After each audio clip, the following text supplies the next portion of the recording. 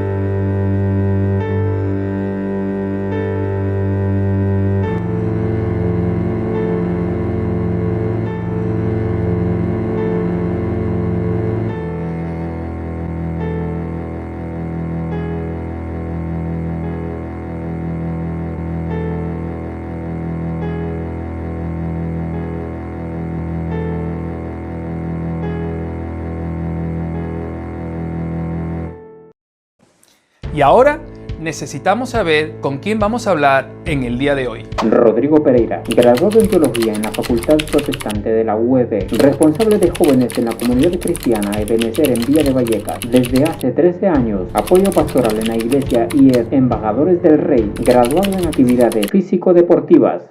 Ahora sí, podemos comenzar. Héroes de la Fe. Un programa a la altura de la fe.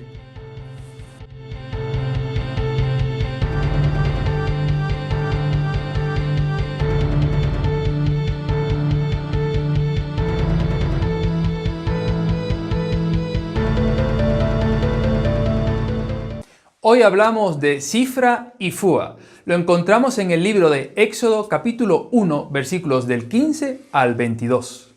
Muy bien, estamos hoy con el pastor Rodrigo, nos da mucha alegría poder tenerlo con nosotros en el programa. Y hoy tenemos a Sifra y Fúa, dos mujeres que tienes mucho que decirnos al respecto. Cuéntanos mucho acerca de estas mujeres. Pues Sifra y Fúa podríamos decir muchísimas cosas de ellas, aunque en la Biblia se nos dice poco realmente, ¿no? Se dice que son dos mujeres, parteras de las hebreas, parteras que a día de hoy los jóvenes que nos puedan ver, ¿qué es una partera? Pues una comadrona o una matrona, ¿no? Una matrona, una enfermera que tiene una especialidad. Y se nos dice casualmente el nombre de ellas, pero no se nos dice, por ejemplo, el nombre de Faraón. Es verdad. Entonces, ahí vemos la importancia que tienen, ¿no? ¿Qué más podríamos decir de ellas? Pues que son dos mujeres que probablemente, eso dicen algunos eruditos, pues sean, digamos, las cabezas del sindicato de las parteras de ese tiempo, ¿no? Del gremio. Sí, efectivamente, y por eso lo que hace Faraón es invitarlas, ¿no? Y les dice, oye, venid a mí, y bueno, les da una serie de indicaciones. Bueno, las indicaciones son bastante fuertes, porque mandar matar a los varones hebreos que nazcan no es una tarea fácil. No, claro, vamos a ver, siempre desde el principio ha habido una tarea, una encomienda que tiene el malo, que se ha puesto a sí mismo, y es matar a la simiente, ¿no? Sí. ¿Dónde va a venir el Salvador? Y en ese sentido el pueblo hebreo y luego el pueblo judío, pues siempre ha sido atacado, ¿no? Sí. Entonces, pues ellas estuvieron bajo la servidumbre de Egipto, de Faraón, como todo el pueblo de Israel. Y ¿qué más te puedo decir de ellas? Que eran mujeres. Es una parte muy importante. Las mujeres a día de hoy, pues con el movimiento feminista, pues tienen mucha relevancia a día de hoy. Las mujeres son muy respetadas, pero en ese tiempo una mujer era prácticamente similar a un esclavo. Una mujer la podías, tristemente... De hecho, estas mujeres eran esclavas. Sí, sí, las podías matar y nadie reclamaba nada.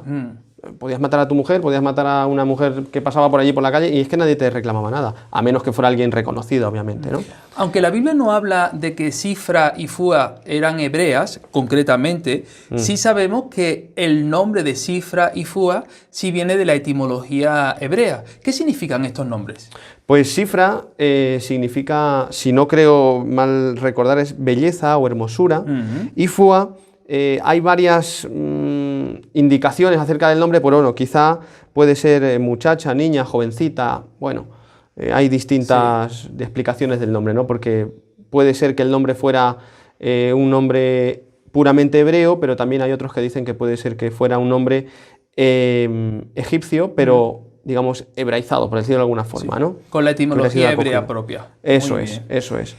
Pues Rodrigo, nos gustaría saber algo acerca del contexto. ¿En qué contexto estamos desarrollando la historia de estas dos matronas? Pues el contexto es muy interesante. Mira, el libro de Éxodo empieza, sabemos que va a hablarnos de la liberación del pueblo de Israel, pero es curioso que empieza con dos mujeres, ¿no? Estas que vamos a ver a partir del versículo 15. Pero empieza hablándonos también de las personas que entraron en Egipto. Sabemos que José, pues...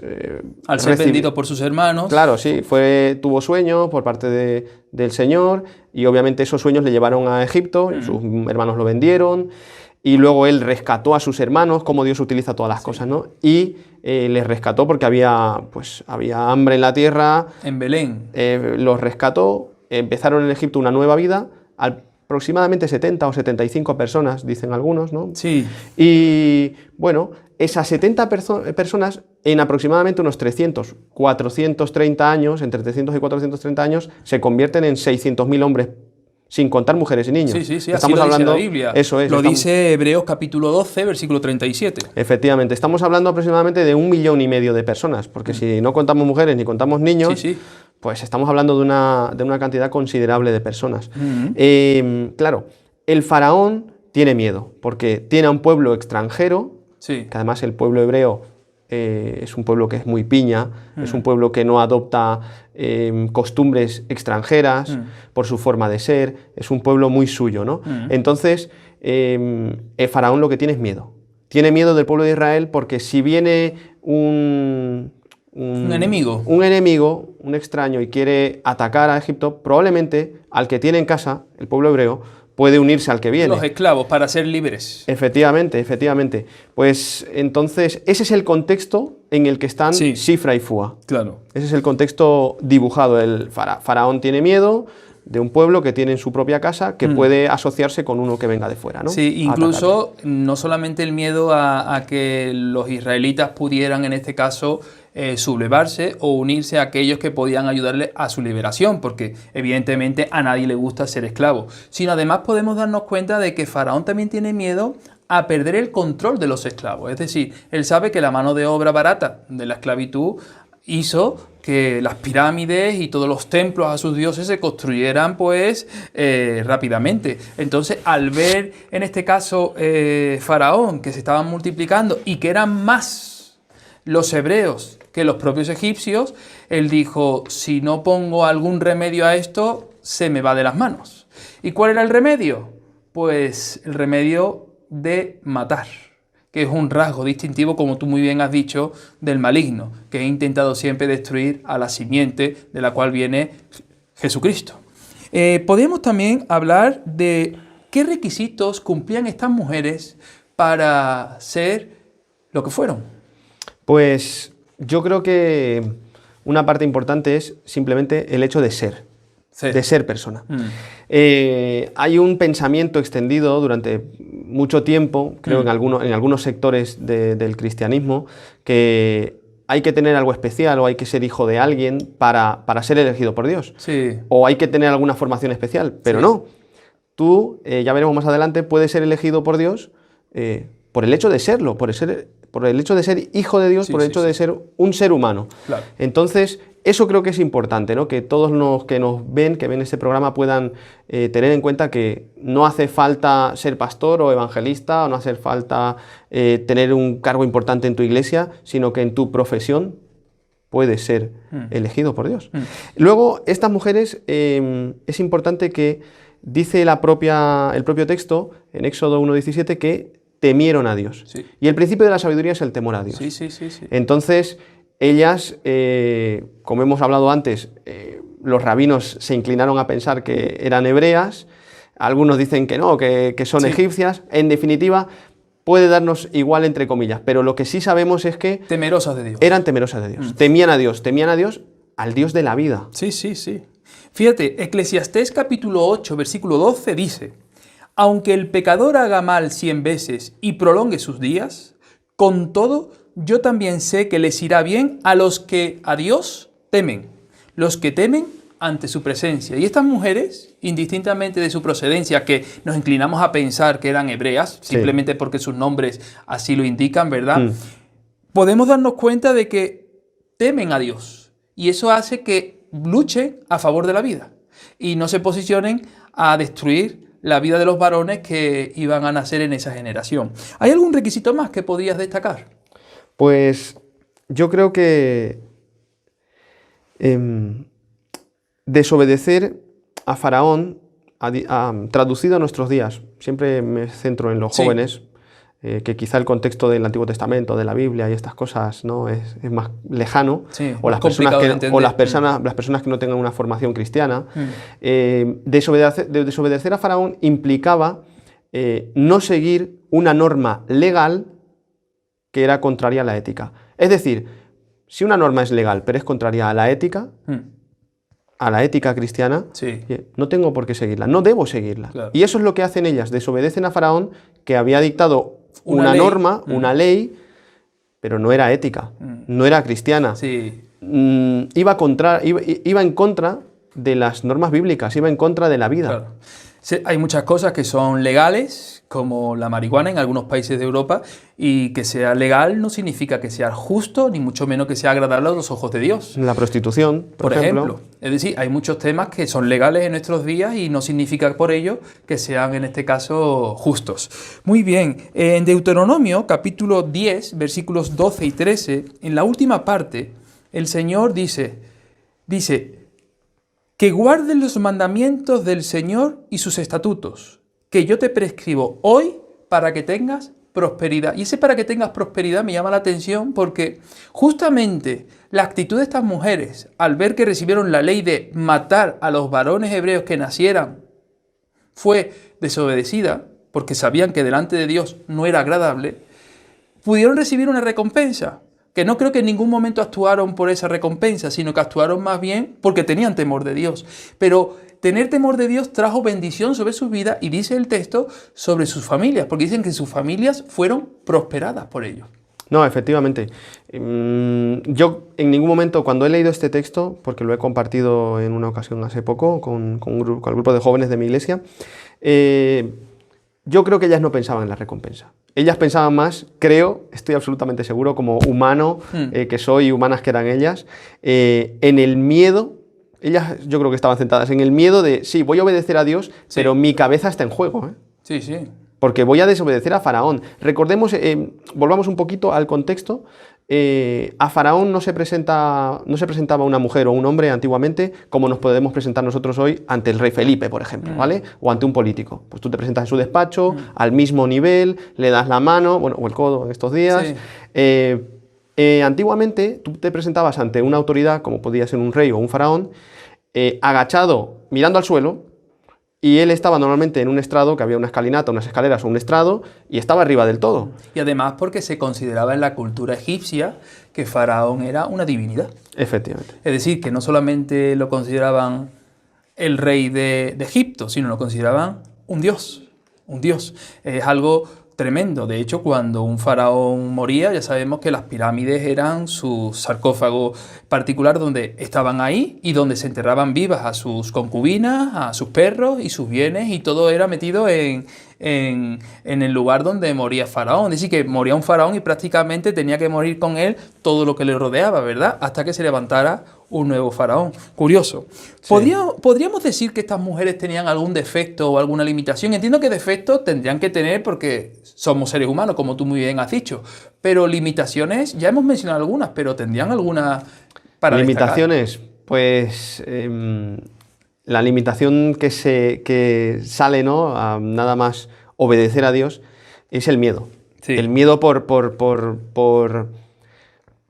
cuidar su vida. Porque dicen una media verdad, vamos a decir así, o una media mentira, o una mentira, ¿vale? Y lo que dicen es, oye, cuando llegamos nosotros a Faraón, cuando nosotros llegamos, claro, no podemos matar a los niños. Claro. A los niños varones no los podemos matar, a los bebés varones. ¿Por qué? Porque es que son más robustas, son más fuertes las hebreas que las egipcias. Claro, y ellas pues dan a luz antes de que lleguemos.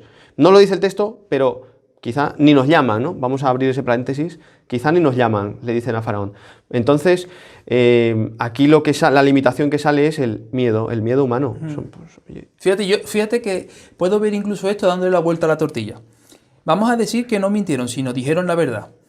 La esclavitud produjo que las hebreas fueran más fuertes por todo lo que tuvieron que sufrir y llevar a cabo durante todo este proceso, porque oye, ser esclavo implica mucho sufrimiento, mucho esfuerzo, y al final uno se endurece. Hay algo característico en esto. Entraron 70 en Egipto con Jacob, ¿verdad? Salieron 430 años después, dice que salieron más de 600.000 personas. Eso implica de que Israel se fortaleció en el tiempo de la esclavitud. No sería descabellado pensar que las hebreas eran más fuertes y robustas para dar a luz a los niños por las condiciones en las que ellas vivían que las propias egipcias, que vivían con todas las comodidades y con todos los lujos. Ya sabemos que la crítica fortalece y el halago debilita. Es algo interesante. También me gustaría hablar como una limitación. Estas mujeres mordían la mano que le estaba dando de comer, porque no podemos olvidar de que estaban desobedeciendo a Faraón. Y era aquel que le podía perseverar la vida, y no solamente, sino sostenerlas en el lugar de trabajo que ellas tenían, porque no estaban haciendo ladrillos, estaban siendo matronas del pueblo de Israel. Ahora, ¿qué obstáculos tuvieron que confrontar Sifra y Fúa? Pues yo creo que tuvieron que enfrentar el obstáculo de su familia, por ejemplo. Sí, a ver, cuéntame. Pues yo me imagino a Sifra y a Fúa llegando a casa y contándole a su pareja lo que Faraón le había dicho. Y eso nos puede ocurrir hoy, ¿no? En historias paralelas o similares. Cuando llegas a casa y le dices a tu mujer, a tu marido, oye, que mi jefe me ha dicho que mienta, que no coja el teléfono, o que lo coja y que diga que no está, o una serie de ejemplos que podíamos poner, ¿no? Y yo me las imagino a ellas llegando y diciéndole esto a sus parejas, o a sus familias, y claro, pues un obstáculo tuvo que ser la familia, un obstáculo. No, hombre, hazle caso a Faraón, que detrás de ti vamos a ir todos nosotros. Sí. Eso tuvo que ser, bajo mi punto de vista, un obstáculo. Fíjate que yo también puedo ver algo como un obstáculo. Faraón pensaba que matando a los varones hebreos que nacían, iba a conseguir que no se levantara nunca un ejército de guerreros fuertes que se sublevaran contra esa autoridad. Sin embargo, estaban siendo estas dos mujeres guerreras de las trincheras, porque eran dos mujeres las que estaban presentando oposición a Faraón y a la ley que Faraón había dictaminado. Es decir, Faraón estaba más preocupado por los varones que iban a nacer, cuando estaban siendo unas mujeres las que realmente estaban poniendo el freno y la batalla desde las trincheras, desde su posición, desde su lugar. Y eso implicaba un gran valor y un gran esfuerzo por parte de estas dos mujeres. Sí, no, es curioso que precisamente ellas son las que abren el libro de Éxodo, ¿no? Como hemos dicho antes. ¿Qué obstáculo? Pues tuvieron que enfrentar el obstáculo de exterminar a su pueblo, ¿no? Pues de ver. Porque iban a ser portadoras del exterminio. Efectivamente, ellas tenían que quitarle la vida. Se habían formado para ver la vida nacer y para enseñársela a sus padres, pero se les había encomendado otra cosa, ¿no? Y ese es un obstáculo. Ese es un obstáculo que a día de hoy pues podemos hablar de la eutanasia, los médicos que se forman para salvar vidas y pues quizá se ven obligados por leyes que a lo mejor no aceptan algunos de ellos, ¿no? Sí. Y éticamente contrarias a lo que ellos creen. A los valores de la palabra de Dios. Eso es, ¿no? Porque también hay médicos creyentes, evidentemente. Sí, el aborto también podríamos hablar. Pues, al final estamos hablando de quitar vida. Qué interesante. Un médico decide hacerse médico para salvar las vidas. Y hoy hay leyes que te dan la autoridad legal, que no divina, ¿verdad?, de poder acabar con una vida. Es decir, eso sería un tema que podíamos tratar aquí y la entrevista de 20 minutos no sería ni siquiera la introducción. Es decir, sería algo tremendo. Quiero leerte algo que luego el editor del programa va a tener que buscar, porque se encuentra en el Talmud de Babilonia. En el Talmud de Babilonia hay un escrito en la Nidad 45, letra B, dice: en las épocas de peligro extremo, el Eterno dio a las mujeres más sabiduría que a los hombres. Y me llama mucho la atención porque la sabiduría de estas dos mujeres resaltó más que todo el temor que tenía Faraón de pensar que iban a ser los hombres que le iban a crear los quebraderos de cabeza. Hasta el punto de que estas mujeres, su trabajo era salvar vidas, ayudar a que más vidas vinieran a este mundo. Y les estaba pidiendo todo lo contrario, que las destruyera. Por lo tanto, Dios las colmó de sabiduría por ese principio. Tenían temor de Dios. El principio de la sabiduría es el temor a Dios. ¿Por qué ellas y no otras personas? Pues, ¿por qué ellas y no otras personas? Podía haber sido cualquiera. Eso es lo que yo pienso. ¿Por qué ellas? Volviendo al tema del principio de la sabiduría, el temor es el principio de la sabiduría. Estoy absolutamente seguro que, al igual que Salomón, por ejemplo, Salomón no pidió riquezas, no pidió ser un rey poderoso, sino que pidió sabiduría. Pidió sabiduría. Y en este sentido, ellas, yo creo que quizá como madres, amas de casa, y a la vez trabajaban fuera, ¿no? También tenían temor a Dios. Habían conocido, habían oído del Señor, porque recordemos que en el pueblo hebreo las mujeres no se forman igual, al igual que los hombres, en la Torá. Que en este sentido no había Torá en ese momento, ¿vale? No vamos a meter la pata en ese sentido. Pero si se reunían a orar a Dios, eran los hombres. Estamos hablando de una sociedad de hace pues bastantes siglos, aproximadamente 17, 18 siglos antes de Cristo, y pues una sociedad machista en ese sentido, que los hombres eran los que estudiaban, oraban a Dios, la mujer no, pero en ese sentido ellas eran temerosas del Señor, y creo que por eso el Señor las escoge. De hecho, en el Nuevo Testamento, trasladando la historia del Antiguo al Nuevo Testamento, vemos que Juan y Pedro, en Hechos de los Apóstoles, capítulo 4, versículo 19, le dicen al concilio de los religiosos judíos que estaban obligando a que callasen. Ellos dijeron algo que se puede ver reflejado en Cifra y Fúa: obedecer a Dios antes que a los hombres. Hechos 4, 19. Yo creo que eso es algo fundamental. ¿Por qué ellas y no otras? Porque eran capaces de obedecer a Dios antes que a los hombres. Y en este caso de Pedro y Juan, no debemos de olvidar que el César era considerado en el imperio un dios. Por eso llevaba la túnica blanca, ¿verdad? En el caso de Faraón, también era considerado en la tierra un dios. Qué interesante. Los hombres con poder se consideran dioses, ¿verdad? Y sin embargo, al final, todos tenemos fecha de caducidad. Está establecido para el hombre que muera una sola vez. Sí, en este sentido podemos recordar incluso algo más cercano, hablando de Martín Lutero, 1517. Martín Lutero era un monje agustino. Y Martín Lutero era un monje agustino muy bien formado en la palabra de Dios, y era un profesor de universidad. Sí. Era un profesor de teología que estaba formado pues, en todas las lenguas necesarias para aprender la Biblia. Griego, ¿no? Tenía latín, hebreo, griego, arameo. Y latín por la Vulgata. Sí, y además alemán. Entonces, este hombre estaba muy bien formado. ¿No había otros monjes igual de formados que Lutero, por ejemplo? Sí. Seguro. Pero, o incluso más. Sí, o incluso más, seguramente, ¿no? Pero Lutero se enfrenta al Papa, nada menos que al Papa. Sí. Sin quererlo. Que lo consideran una divinidad. Claro, es el designado por Dios. El representante de Dios en la tierra. Eso es, entonces. O para ser más exacto, sumus pontificus, que significa máximo constructor de puentes entre Dios y los hombres. El título es tremendo. Sí, el vocero de Dios en la tierra, podríamos parafrasear, ¿no? Entonces Martín Lutero lo que hace es enfrentarse directamente contra el Papa. Cuando lo llaman al concilio para decirle que se retracte, oye, tú te tienes que retractar de las 95 tesis que tus estudiantes han divulgado aquí por todos los sitios, ¿no? Coincidiendo que la imprenta había salido, pues aprovecharon. Sí.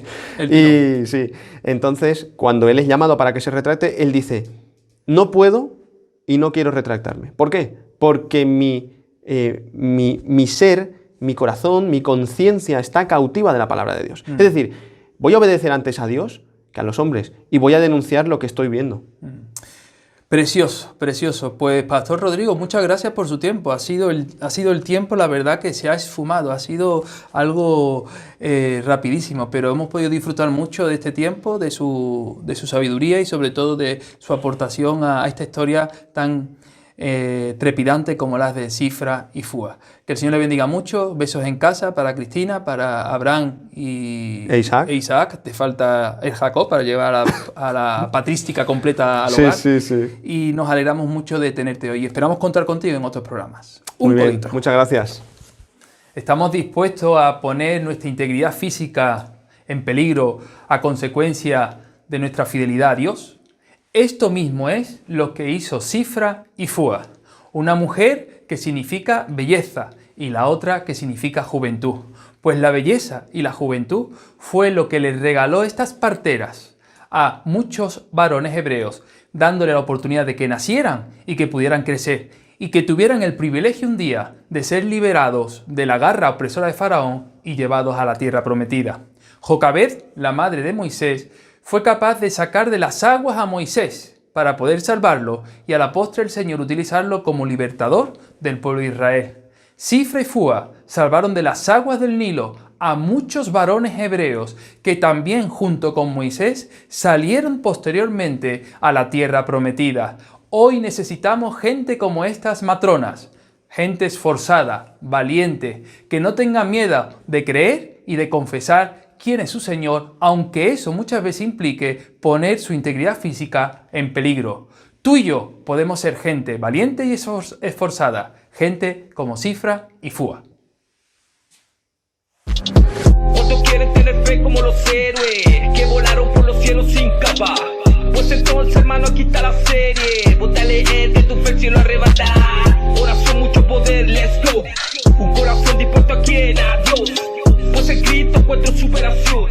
Un superhéroe y no de ficción. God, un complemento de energía lleno de sabiduría. Sea de noche, sea de día, su palabra poesía. Tu vida puso al guía para cumplir la profecía. Jesucristo el Mesías, un superhéroe de los real como Abraham sea el padre de la fe.